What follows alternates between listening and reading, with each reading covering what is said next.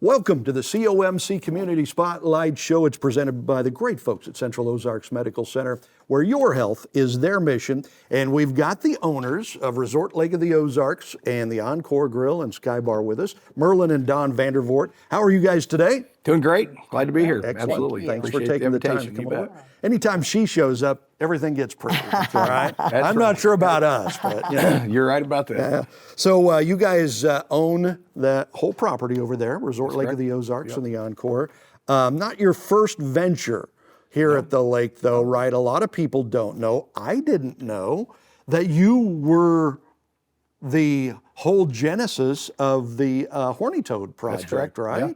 So when did you start that? 1999. Okay. We bought several properties down there. There used to be the old Trail House, and then they changed the name to Gregory's, and then we bought it, renovated it, and then bought up several properties around it. The old barge property, bought up what used to be Chateau Aves and the 7 Mile Mini Mart, and probably 20 some odd houses around there, and eventually raised everything, tore everything down, and built the new Horny Toad Entertainment Complex in Camden on the Lake. Yeah. Yeah. So what it is now, that was your vision. Yes. Basically, in that cove that you had this on one side, that on the other side, and it all just kind of fit together. That's correct. Absolutely. Wow. Okay.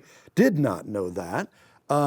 Was land cheaper back then to be able to buy the peninsula like that? Not the way you did it. Not the way. Land was probably cheaper back there, but we didn't buy any land. We bought buildings and tore them down. I mean, I don't recommend it. No, I have to no. say it. Matter of fact, I remember the last piece that we had to buy was a house that had 47 feet of waterfront. Probably at the time was worth maybe $200,000. We had to pay $500,000 for it. Yeah. And then tore it down the next day. Because they knew that. Yeah, they knew what was going on. So yeah. So that was, in hindsight, it would have been Rookie much mistake. better off to Rookie have bought, mistake. 15 or 20 acres on the shoreline somewhere that we could have probably saved millions of dollars. Yeah. Right. That's amazing. Okay. And then most of us that have been around for a little while know that 2008 was a financial crisis, right? It started mid 2008. 2009 was even worse than 2008. Okay. But yeah, you could actually start feeling the difference in the climate in mid 2007. Labor Day weekend. It was Labor Day weekend of 2007, and we just finished actually the Camden on the Lake project in mid 2008, right as the economy crashed, and it was devastating to us. Yeah, because you had put that whole thing together, and then the crash comes on, and you kind of have to give it up. Well, we went through. we went through a really hard, going through 2009, and we owned everything up until 2010, and we just made a decision at that point to liquidate everything, and survive, get through it, and Stop the bleeding. Stop the bleeding. We got through it. I mean, we avoided bankruptcy, and which a lot of people that had that much going on at that time. A lot of other friends of mine that were developers that had things going on got hurt really bad. So and it hurt us, but it didn't end us. It didn't kill us. Here we are. Able to maintain about half of our net worth and move on and rebuild. So You do you learn from those things. It's learn or die. That's kind right. of. That what doesn't kill us makes us stronger, for Right. sure. And that's the case. So when you go over there, if you go over there now, do you still take pride in the fact that that was your vision? That's, you put it together? Yeah, it stings a little. Yeah, it stings a little. Yeah. It Yeah, we don't stings go a over there little. very often anymore, but we kept the penthouse there for several years afterwards, and we'd go over there once in a while. Our family or friends would come down and use it. We finally, sold it. Just, it's just, not the same. Yeah. Definitely not the same. But yeah, it's still a beautiful project. Yeah, it's a beautiful property, did a and great we job. wish the people that have it now all the success in the world with it. Absolutely. Absolutely. Well, yeah, it would kind of be like your baby in a way. If it were me, it'd be like, Oh yeah, this was a mine. lot of blood, sweat, and tears for sure. Wow. So you've been very successful in business over the years, but wasn't always that way. You grew up working hard in the family business, right? Well, it wasn't really. I worked with when my mom had an apartment management company, and I worked in maintenance for that until I was, until I got out of high school. But then I'm a carpenter by trade. So I started my business and my life as a carpenter. Yeah, and you've been in construction and renovation. Yeah, my whole started a business, and then you sold that for big money. Yeah, I did. I was 24. I started company in the back of my garage with a pickup truck and a box of tools, and about 8 years later sold it to Belfour USA, they're the largest restoration company in the world. And part of that acquisition was that I became a regional vice president for Belfour USA, and they're a great company. And probably had I not met my lovely wife when I did, I'd probably still be with them. But right. So how did it, when you met her at a gas station, by the way, how did that change your life? Did that change the whole direction that your life took? Yeah, it might turn my life completely upside down. I mean, I was, But in a good way. In a great way, yes, in a great way. Right, yeah. In a great In case way. I mean, anybody I missed was a bachelor. I when I sold my company, I mean, when I accepted a position with Belfour, traveled a lot. We rebuilt, communities all over the country after, mostly after hurricanes. So I was traveling a lot, but then I'd also started the Horny Toad and some businesses down here at the lake. And so when I met my wife, she wasn't real keen on moving to Kansas City. So I was a lake girl. She was a lake girl, and I could understand. Life. I love the lake too. And so I said, look, I got one more year on my contract.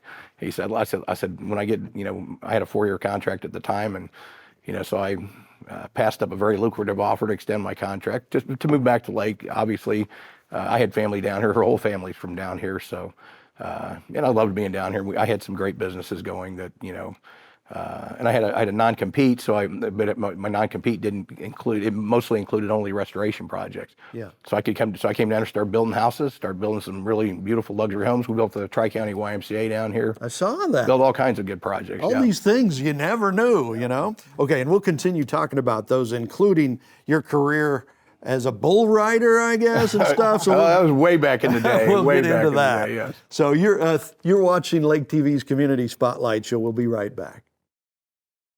At COMC, your health is our mission. Central Ozarks Medical Center offers 3 OBGYNs at the Osage Beach Clinic and 2 pediatricians with same-day appointments available. At COMC, our doors are open to everyone with 5 primary care locations conveniently located across the Ozarks. COMC for the best medical, dental, and behavioral health care. Get more info on how COMC can help you at centralozarks.org. COMC, where your health is our mission. Don't miss out on your favorite show. Watch Lake TV on demand on YouTube, Roku, and Fire TV.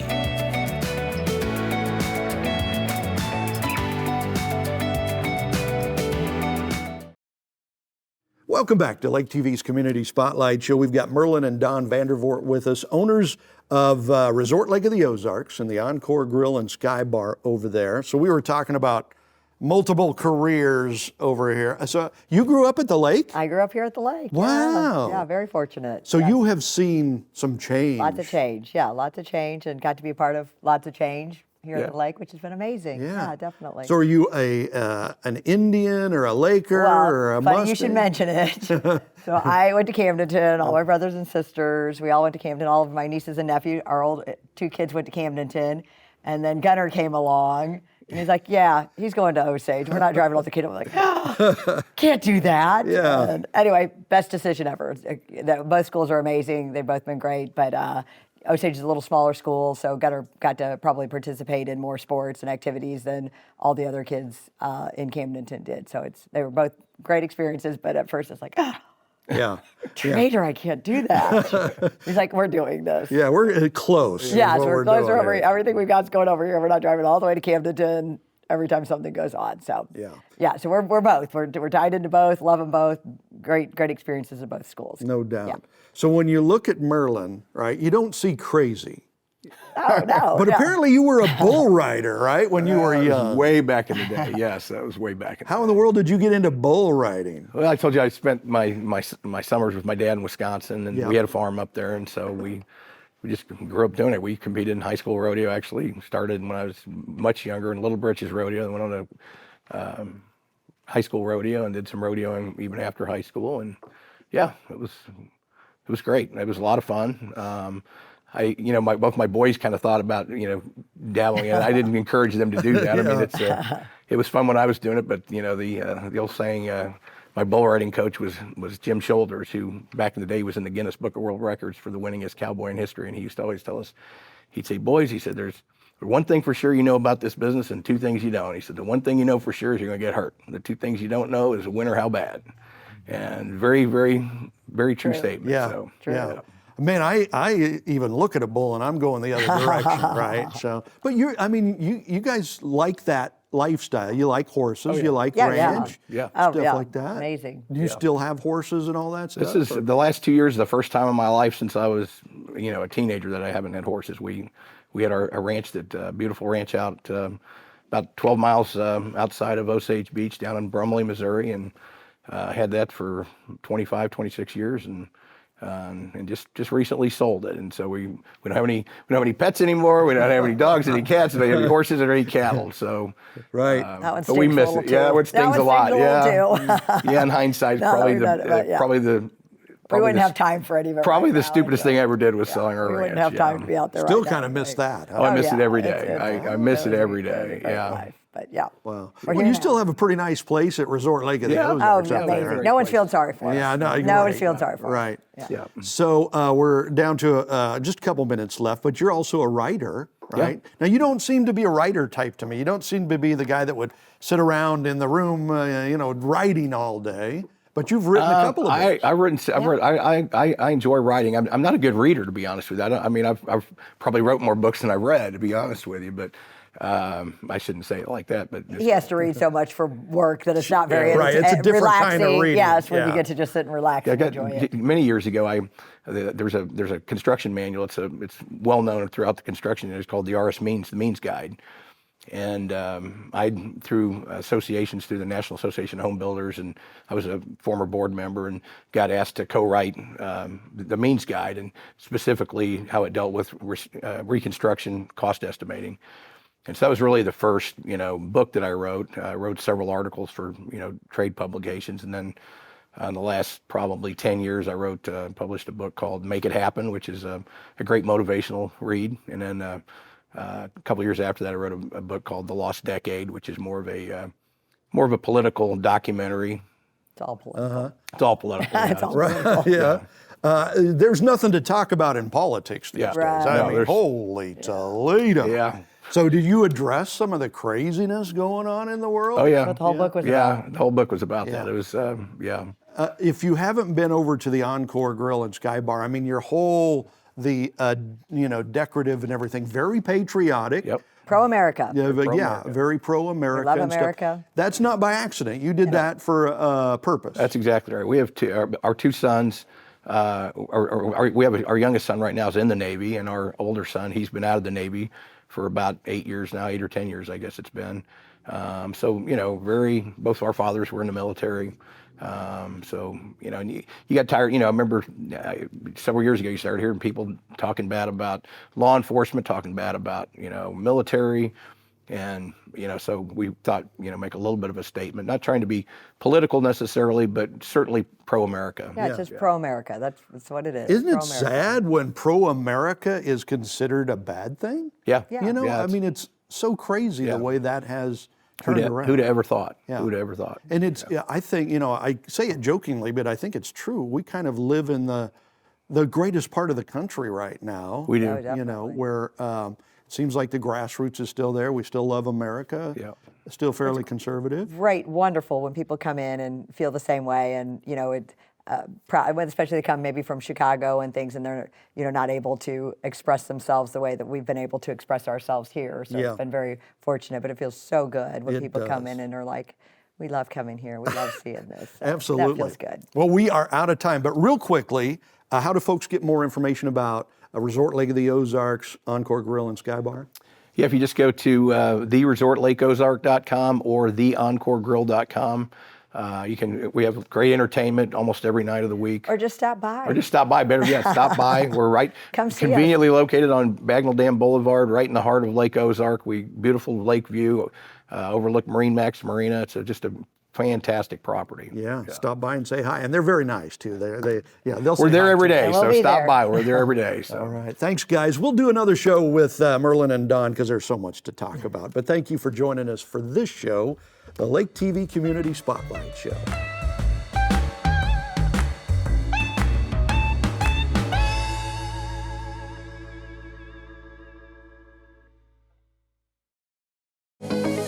watching Lake TV.